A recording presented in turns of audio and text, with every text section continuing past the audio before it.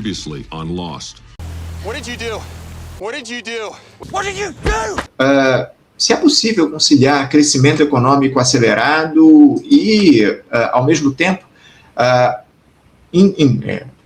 industrialização, compromisso ambiental, o que é que essa experiência chinesa ela nos ensina sobre esse desafio que mobiliza o planeta nesse momento?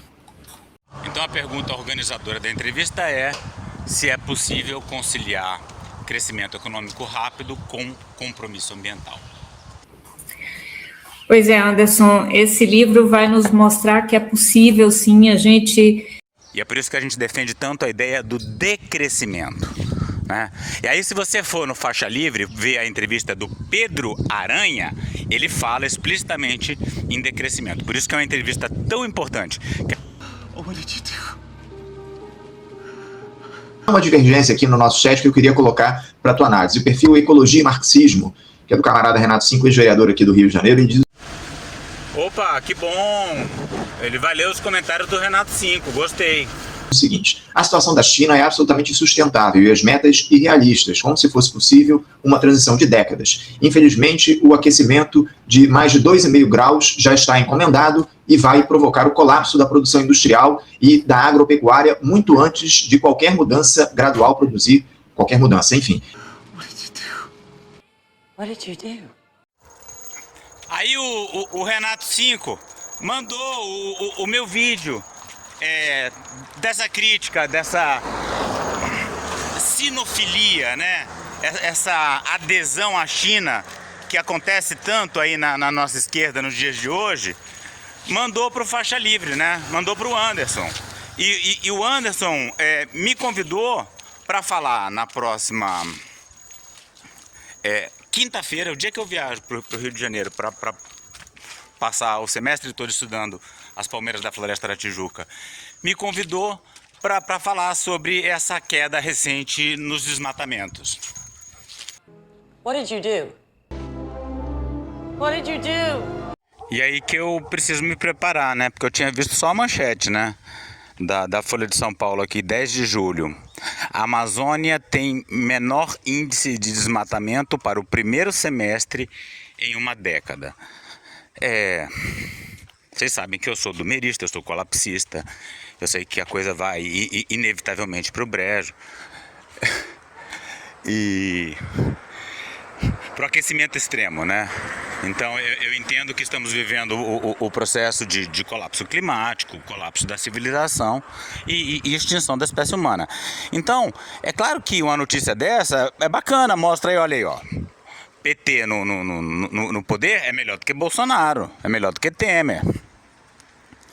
Mas eu não acho que estamos caminhando para uma saída, não. Estamos caminhando para o buraco cada vez mais, né? Nem li a reportagem, vou ler agora aqui com vocês. Tá? Então, no Cerrado, o índice de alerta de desmate é de 3.142 km², o mais baixo desde 2021. Hoje, no Cerrado, a coisa continua muito feia. O Cerrado é fundamental para o equilíbrio climático do Brasil, né? Somados os dois biomas, perderam área equivalente a 3 vezes a cidade de São Paulo. É coisa pra cacete, né?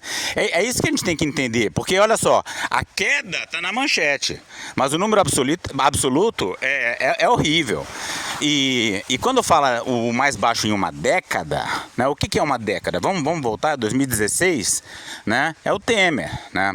E os impactos de Belo Monte, de Giral. Então já partimos de um patamar altíssimo. E as pessoas precisam entender que desmatamento não é que nem mortalidade infantil, assim, sabe? Caiu, tá ótimo, né? Porque sempre vai ter criança nascendo. Não, tem cada vez menos floresta. A quantidade de floresta só diminui. Então vamos lá. Artigo de Jéssica Mais, publicado na Folha de São Paulo. Os alertas de desmatamento da floresta amazônica no primeiro semestre desse ano chegaram ao menor patamar em uma década.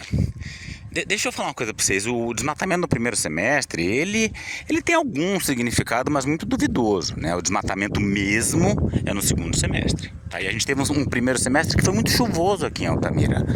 Não sei se já é uma coisa ligada. Opa! Dá um oi, professor aí. Olha aí, ó, a galera passando aqui, ó. Pronto. Eu tô ficando famoso na cidade, é uma coisa. Ai, ai. Então vamos lá, por causa desse projeto de arborização e jardinagem. Tá, mas vamos lá então. Então, entre janeiro e junho, perdemos 1.295 km² de vegetação nativa. As pessoas tratam esses quilômetros quadrados como se fosse uma coisa líquida, né? Não é, é um lugar onde o desmatamento está avançando muito, é a proximidade de uma aldeia indígena, é a cabeceira de um rio que está sendo destruída. E agora essa fixação, vamos explorar terras raras. Acha que isso vai dar certo, vender terras raras para a China? Eles vão acabar com tudo, vão acelerar o colapso. Então, vamos para a Amazônia. Os dados foram divulgados nesta sexta-feira, o DETER emite os dados oficiais, blá blá blá. Ninguém aguenta ler esses artigos. Os biomas dos maiores do país, aí o ChatGPT que escreveu para ele. O ministro Capobianco ressalta que os índices deste ano seguem uma tendência de queda. Sim, seguem uma tendência de queda. Né? Tendência de queda por quê? Porque estava Bolsonaro lá atrás, né? E depois a gente teve aquele El Niño de 2024 que foi terrível. A Amazônia nunca queimou tanto. Até aqui veio uma tendência de queda. E a COP também fez com que o governo apertasse nas ações de combate ao desmatamento, que também teve seu papel. Né? Mas a questão climática foi decisiva até aqui, né? E ontem eu filmei aqui para vocês, eu mostrei que o horizonte já está ficando carregado de fumaça, as pessoas já estão queimando a Amazônia. E vão queimar muito, e vai estar queimando muito na época das eleições. O ministro do Meio Ambiente, Capobianco, cadê? Os números mostram que esse processo está sendo cumulativo, sim. O problema é que as pessoas precisam entender que o desmatamento da Amazônia, ele não é uma ladeira para cima, assim, a destruição da Amazônia. Existem altos e baixos. E no caso da Amazônia, o principal é que tem cada vez menos Amazônia, né? Então, não dá para pavimentar a BR-319. Esse aqui é meu recado. Não dá para pavimentar a BR-319, não dá para fazer ferrogrão, não dá para construir mais hidrelétricas aqui no Xingu, tá? Agora, Tasso Azevedo. Para Tasso Azevedo, coordenador-geral da plataforma MAP Biomas, que monitora o desmatamento e outras mudanças no uso da terra, a redução na destruição da vegetação nativa dos últimos anos se deve à retomada das políticas governamentais. É verdade. O Bolsonaro sucateou tudo e a Marina botou alguma ordem. Por isso é claro que eu vou votar no Lula, né? Mas caminhamos a passos largos para o colapso. Tá? Então, a impunidade começou a diminuir em 2019, 5% da área desmatada. O negócio é o seguinte, quando você pavimenta uma estrada como a BR-319, se for com Lula, a coisa vai melhorzinha. Mas sempre vai entrar o outro lado também e que vai botar para fuder. E a tendência é de colapso. Então é melhor não fazer estrada, esse aqui é o ponto.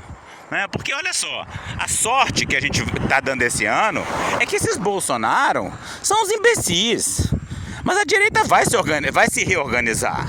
Isso aí você não tem a menor dúvida. E vai voltar. Você acha o quê agora? Vai ser só Lula e PT daqui pra frente? Aí continuou o Tasso, né? O desafio agora é transformar essa redução em tendência estrutural. Ele quer solidificar essa tendência.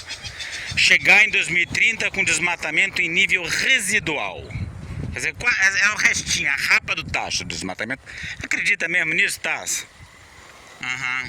Pavimentando a BR, fazendo concessão de florestas públicas, né? Entregando as florestas públicas para madeireiro, teus amigos. Já seria uma enorme vitória. Muito próximo do desmatamento zero. Pavimentando a BR-319. Vai dar certo, sim. É um artigo enganador, né? Sim.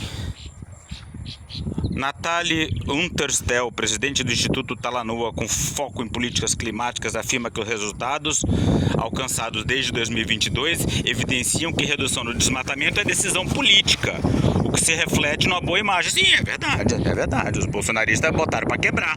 O Lula deu uma freada. Quer dizer, mas uma freada no processo em curso. E ao mesmo tempo tá estabelecendo as bases para novas expansões, né? Com a pavimentação dessas estradas.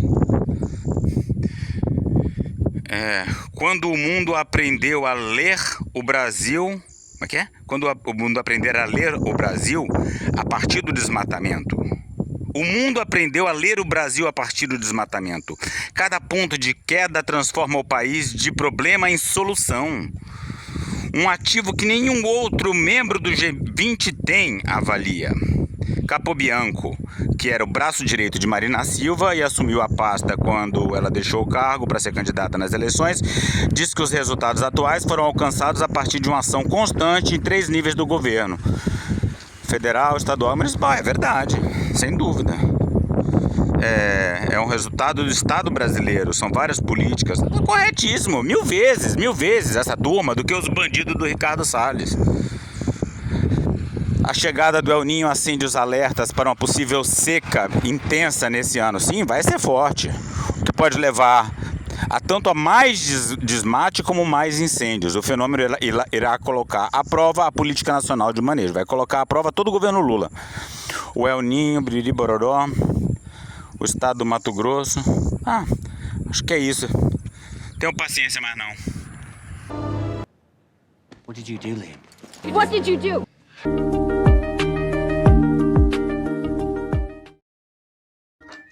Pessoal, eu tô sozinho aqui na transmissão de hoje, tá? O Isaac não tá aqui comigo, então qualquer questão, qualquer coisa, a culpa é toda minha, porque eu tô fazendo tudo aqui na edição de hoje. Peço também desculpas a vocês por conta de uma eventual questão que ocorra aí por conta dessa dificuldade que a gente está aqui hoje na equipe de produção. Bom, pessoal, vou cumprimentar o nosso próximo entrevistado para a gente falar um pouco a respeito do tema do meio ambiente. Para isso, eu saúdo do outro lado da tela Pedro Aranha. Pedro Aranha, que é... Opa, tá aqui a imagem dele, agora sim. Pedro Aranha, que é biólogo e coordenador da Coalizão pelo Clima. Pedro Aranha, bom dia. Eu conheci o Pedro Aranha através do Renato Cinco, lá no Partizan, lá no centro do Rio de Janeiro, numa conversa ali, uma conversa muito bacana, porque eu conheci a Jaqueline também, um monte de gente legal. Jaqueline, que é bióloga da área da educação e está me recebendo agora na UFRJ para fazer esse trabalho das palmeiras da Floresta da Tijuca. Da Coalizão do Clima. E eu fiz a crítica lá da moça que adora a China e vê a China como uma esperança para a questão ecológica, e fiz uma crítica, né? Imagino que bastante dura ao discurso dela. Aí o pessoal falou: não, Rodolfo, você tem que falar do Pedro Aranha, que essa que foi a entrevista bacana, né? E eu demorei um pouco para fazer, porque você fazer quando você gosta do que a pessoa fala, as suas intervenções ficam mais raras, né? Porque eu não vou ficar interrompendo para ficar falando, muito bem. E é por isso que eu fui deixando o Pedro Aranha, mas para ser justo, com o Faixa Livre, vamos trazer agora a entrevista boa deles. Se eu ficar meio quieta é porque eu estou aprovando tudo. Bom dia, Anderson. Eu estou de óculos escuros, não é porque aconteceu nada, não. É porque é o único óculos que eu tenho inteiro. Meu óculos quebrou. Esse é um óculos de grau também, né? Então, meu óculos de grau quebrou na quinta-feira. E aí eu tenho que usar óculos escuros. Nenhum problema, camarada. Quero...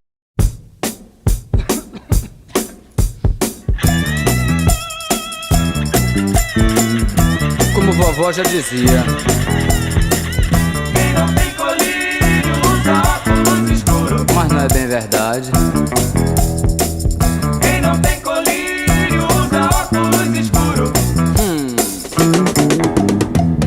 Quem não tem colírio usa óculos escuros. Minha avó já me dizia pra eu sair sem me molhar. Quem não tem colírio usa óculos escuros. Mas a chuva é minha amiga e eu não vou me resfriar. Quem não tem colírio. Lembra que eu falei pra vocês que uma pessoa apareceu aqui e plantou algumas coisas? Esse aqui morreu, infelizmente, esse jasmim vermelho. Mas muita coisa acho que tá indo bem, viu? Vamos dar uma olhada ali. Aqui a gente tem um cróton. Olha só. Ó, esse aqui tá firme e forte, tá aguentando bem. Acho que vai sobreviver. Aí, engraçado, a pessoa botou aqui um pinheirinho, olha. Não é a minha estética favorita, porque eu sou fã da paisagem tropical, Mas achei legal a pessoa trazer um pinheirinho aqui, sabe? Aquela árvore de Natal. Será que ele vai sobreviver aqui? Eu tô torcendo por ele. Também plantou uma bananeira aqui, porque essas bananeiras que eu plantei aqui são ornamentais. Essa aqui não. Essa aqui é bananeira brutona mesmo. Bacana, é bonito e dá banana. Contra o muro. Quem não tem colírio usa óculos escuro. Quero agradecer aqui a tua presença. Você me escuta bem, né? Eu estou te escutando muito bem, mas eu estou sentindo que Tá. tem um eco lá no fim. Tem um delay também. Eu vou fazer o seguinte, viu, Pedro? Por conta desse delay que a gente está tendo na transmissão, eu vou pedir para você, como você entrou um pouquinho mais cedo, às vezes isso acontece, esse delay. Eu vou pedir para você sair da live e voltar para ver se a gente consegue reduzir esse problema do delay que a gente está aqui na sua fala. Enquanto o Pedro sai da live e volta, eu vou mostrar essas flores, como elas estão maravilhosas, estas zinnias da beira do Rio Xingu. Peço desculpas mais uma vez aqui, o pessoal tá difícil hoje, viu, pessoal? Tá difícil fazer o diálogo hoje aqui no nosso programa. O Pedro vai sair e voltar aqui à transmissão. Enquanto isso, ó, quero ler o superchat que chegou aqui, ó, do pessoal do Grupo Ecologia e Marxismo, o camarada Renato 5, mandando aqui, ó. O El Niño e a mobilização popular pela sobrevivência. Conheça a cartilha que relaciona clima, capitalismo e revolução. Nos nossos perfis aqui na rede vizinha, revolução ou extinção. Pessoal da Ecologia e Marxismo fazendo aí a propaganda da cartilha El Niño e a mobilização popular pela sobrevivência. Obrigado, viu, camarada? Já está concorrendo também ao livro na sexta-feira. Pedro já está aqui com a gente, vamos colocá-lo aqui. Você me escuta bem, Pedro? Muito bem. Muito bem. Beleza. Melhorou aqui a questão do delay. Eu quero agradecer a tua participação aqui conosco, Pedro, para a gente falar um pouco a respeito do planeta que está em alerta nesse momento por conta das altas temperaturas que o hemisfério norte vem enfrentando nesse verão, viu, Pedro? Porque a gente tem observado aí ao longo dessas últimas semanas lá nos Estados Unidos, a gente acompanha inclusive a situação por conta da Copa do Mundo. Já houve até a sugestão por órgãos que tratam das questões climáticas no país de que algumas partidas fossem canceladas, partidas da Copa do Mundo realizadas durante o dia fossem canceladas por conta dessas temperaturas altas, escorchantes, bem como uma série de outros eventos também. Alguns foram cancelados, enfim. O calor extremo impactou até as comemorações do 4 de julho, no último sábado, lá nos Estados Unidos, que lembraram os 250 anos da independência do país. Já na Europa, a situação é gravíssima também, muito semelhante. Para vocês terem uma ideia, França, Bélgica e Holanda registraram 3.700 mortes a mais durante essa onda de calor extremo no mês de junho. Ela é a pior já registrada no continente na história. Pedro. Enquanto eu estou assistindo o Pedro Aranha e o Anderson conversando aí no Faixa Livre, eu estou pegando sementes, olha só, esse cosmos aqui. Eu estou indo para o Rio de Janeiro semana que vem e eu quero fazer projetos de jardinagem no Rio de Janeiro. E por isso eu estou aqui, olha, enchendo essa sacola, começando a encher. Eu quero levar muita semente para plantar no Rio de Janeiro. Isso dá um trabalho, tem que ter uma paciência assim, né? Então nada melhor do que um vídeo que você concorde com tudo, porque, ou quase tudo, né? Porque as intervenções são mínimas, enquanto eu vou catando as sementes.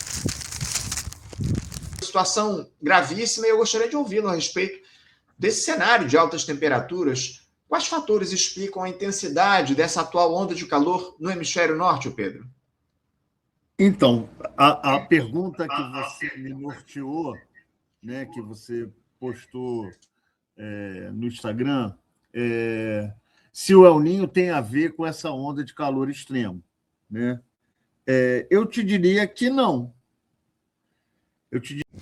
Olha, eu não sou climatologista, mas eu não teria tanta certeza, não. Eu estou vendo até esse primeiro semestre mais chuvoso que a gente teve aqui, que eu nunca vi um primeiro semestre tão chuvoso. Eu acho que tem relação com o El Niño.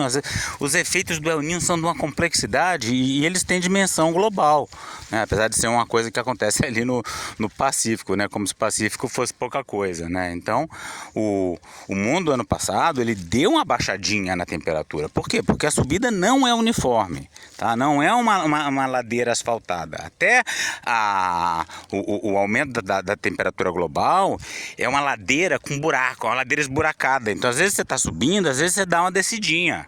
É isso que a gente precisa ter em mente. E o El Niño é esse momento de subida, né? Diria que não. Ele não é o responsável, mas ele ajuda e influencia. Anderson, eu passei a acompanhar já há algum tempo o Instituto Copérnicos, né? Que é um instituto europeu que acompanha o clima. Da Copa, há 2 anos atrás, a gente já tinha avisado que essa Copa seria com ondas de calor extremo e que poderia ser pior do que está acontecendo, né? Então, assim, o que é responsável por isso, né? O responsável por isso é a produção, a emissão de gases do efeito estufa que não param, né? Sim, ele está certo. O clima é uma coisa complicada porque ele é multifatorial. Então, você tem os processos de longo prazo, de médio prazo, os processos imediatos, as variações. Por isso que ele sempre permite tantos debates, né? Então, com o aquecimento global, o fenômeno El Niño vai se tornando mais frequente e mais intenso. Mas é um fenômeno natural, né? A gente alterou a frequência e a intensidade. Em 2007, a meta era que a gente chegasse a 350 partes por milhão e nunca mais ultrapassasse isso, né? Então, o que acontece? Não vai parar, tá? A Amazônia não vai aguentar, ela vai terminar colapsando, a tundra vai derreter, aqueles gases vão subir, o aquecimento vai sair de controle, tá? E vai tornar o mundo inóspito e impossível para a sobrevivência humana. A questão, né, que eu até discuto muito com o Renato Cinco, é se vai ser um aumento que acaba com o homem e acaba com uma série de espécies, mas a vida continua, ou se a gente entra num processo de transformar isso aqui numa coisa parecida com Vênus e acaba logo a vida toda, né? Que é uma possibilidade, mas eu ainda tendo a acreditar que não. Que a gente se lasca e a vida continua. E aí, nesse ponto, eu discordo de algumas pessoas que acham que é possível algum nível de estabilidade que possa evitar a extinção da espécie humana. Num nível numa situação de colapso, a espécie humana, o nosso destino imediato ao longo dos próximos séculos ou do próximo milênio, o nosso destino não está selado, né? E muita gente põe fé que essa mudança seja a superação do capitalismo, e aí um socialismo futurista poderia lidar melhor com a questão climática. É aí que eu divido. Eu acho que não há sistema político que possa interromper esse processo. A gente agora está com partículas acima de 450 partes por milhão no mês de emissões de gases do efeito estufa. Essa é uma questão central. A produção de petróleo não para, né? Mesmo com a guerra no Irã, o Estreito de Hormuz fechado, a produção de petróleo continua. E aí, óbvio, que o aquecimento do El Niño, que é produzido por todos esses efeitos, nos coloca claramente que essas ondas de calor extremo elas só estão no começo, né? Ontem saiu um artigo novo do próprio Instituto Copérnicos mostrando que a temperatura do Oceano Pacífico na região do El Niño já ultrapassou 4 graus Celsius, que pode chegar a 5 graus Celsius. Isso nunca aconteceu na história do planeta, nem em 1877, Anderson, quando a gente teve o Super El Niño, né? O Super El Niño, que matou 3 milhões de pessoas. A gente, pela Coalizão pelo Clima, em parceria com um grupo de estudo Marxismo e Ecologia, e com o Contrapoder, a gente produziu uma cartilha. Para produzir essa cartilha, a gente precisou estudar profundamente o El Niño. E a gente, nós, da Coalizão, do grupo de estudo, nós precisamos estudar os fenômenos do El Niño de 1877 até o último, que foi em 2024. Todos os anos que teve um El Niño forte, aconteceram eventos extremos no Brasil. Só para você saber, a maior tragédia climática do Brasil dos anos 60, entre 66 e 67, ocasionou uma tragédia assustadora aqui no Rio de Janeiro, onde desabou um prédio em Laranjeiras, desabou um prédio na Rua Santo Amaro, onde morreram mais de 400 pessoas. A gente teve um super El Niño em 1988, onde a gente teve uma tragédia assustadora no Rio de Janeiro, que foram as enchentes de 88, que desabou um prédio na abolição. A gente teve a tragédia de 92, acontecendo a Rio 92. A gente teve uma onda de calor extremo em junho e julho de 1992. Até a própria Fernanda Abreu escreveu uma música, foi quando nasce a música Rio.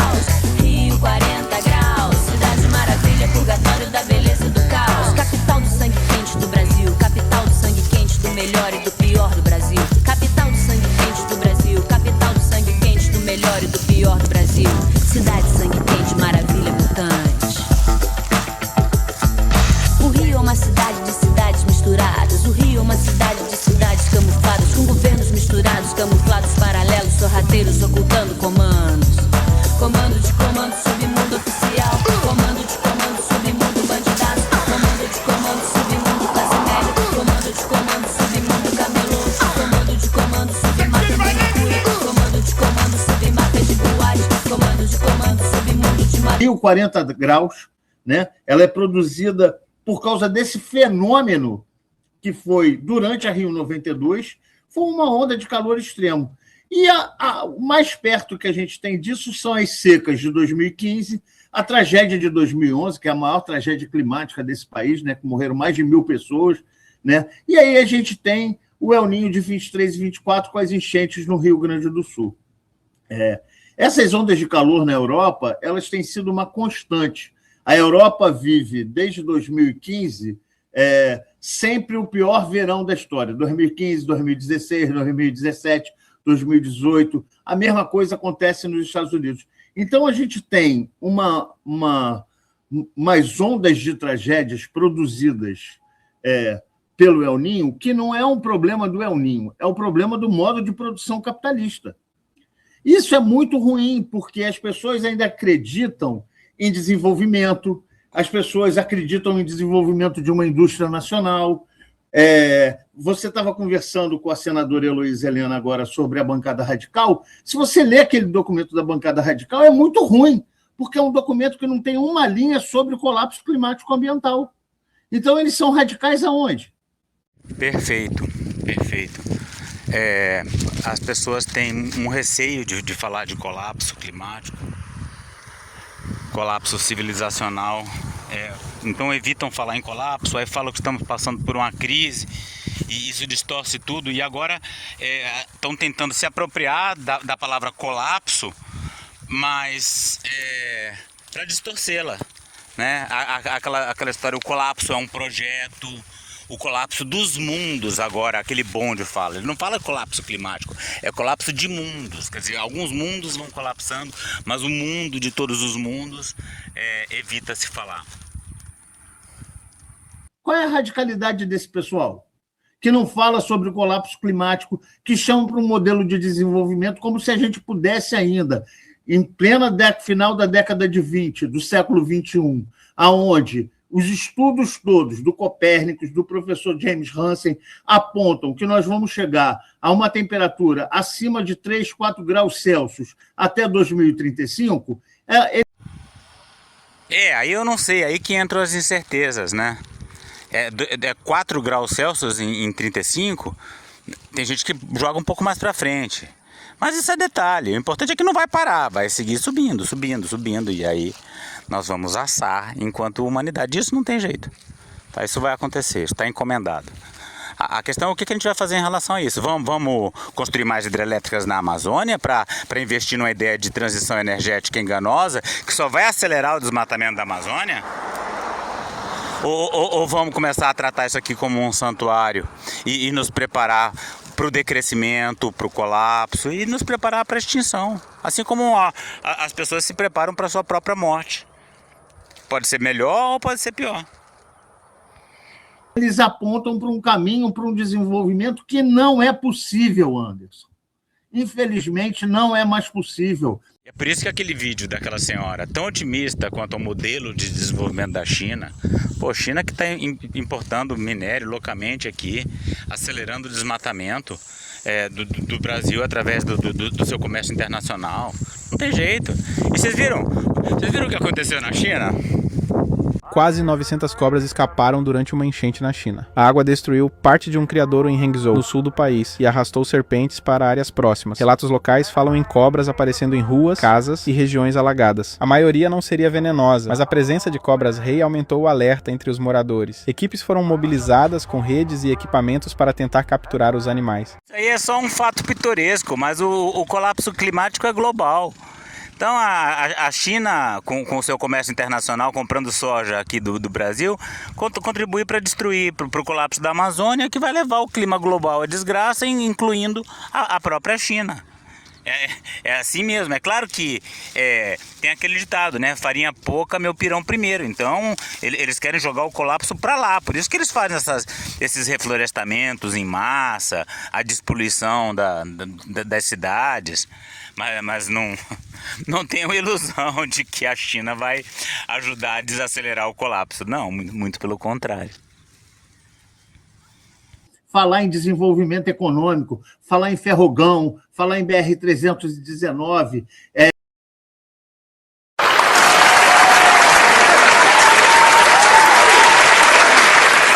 e expansão da fronteira do petróleo. Não vai ser justiça financeira que vai resolver o problema da classe trabalhadora no Brasil, porque, infelizmente, a classe trabalhadora, os mais pobres, eles vão morrer por conta das ondas de calor e por conta dos desastres climáticos. É muito triste a gente ver que a esquerda, até dita radical, ainda não compreendeu que o ponto nevrálgico, a ação principal da nossa luta hoje é o enfrentamento ao colapso climático. E nós, da coalizão, a gente não tem medo dessa radicalidade. A gente não tem medo de falar essas verdades. Né? A gente não fica falando com a juventude, como muita gente faz, Anderson, dizendo que vai ter futuro. Como você imagina um mundo sem petróleo? No capital não vai ter esse mundo. Concordo totalmente com o Pedro. Eu só discordo quando eu digo que não vai ter nem no capital, nem fora do capital. Os seres humanos estão abandonando esse mundo. Né? Agora, eu quero deixar isso aqui da melhor forma possível. Né? Que as próximas décadas sejam as melhores possíveis para eu viver a minha velhice, para o meu filho viver a vida dele, né? Para o que ainda houver de futuras gerações nesse mundo que não vai ser mais possível para os seres humanos, ou no curto ou no médio prazo. Na lógica capitalista, na lógica desenvolvimentista, enquanto parte da esquerda acreditar que se estatizar o petróleo vai resolver o problema do petróleo, ou se fazer e não discutir questões centrais, como, por exemplo, a expansão da fronteira agrícola no Cerrado Brasileiro. O Matopiba é uma afronta, sabe? O Matopiba é todo feito com licenciamento ambiental, Anderson.